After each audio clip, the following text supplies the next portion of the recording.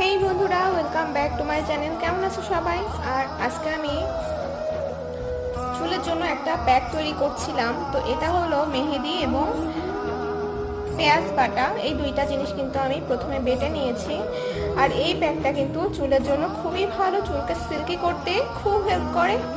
তো এরপর আমি এর মধ্যে কয়েকটা ইনগ্রেডিয়েন্টস অ্যাড করব, সেটা দেখতে থাকো। ফার্স্টে দিচ্ছি একটা লেবুর অর্ধেক অংশ, এটা আমি পুরোটা দিয়ে দেবো।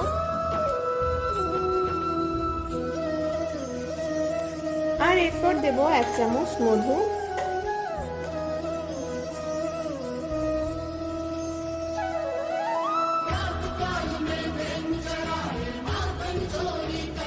গাইস এখানে আমি 3 চামচ মধু মিশিয়েছি। আর এখন এটাকে ভালো করে নেড়ে চেড়ে নিয়ে চুলে দিতে হবে। এই প্যাকটা রেগুলার সপ্তাহে 3 দিন ব্যবহার করতে হবে, তাহলে কিন্তু চুল অনেক ভালো হয়ে যাবে।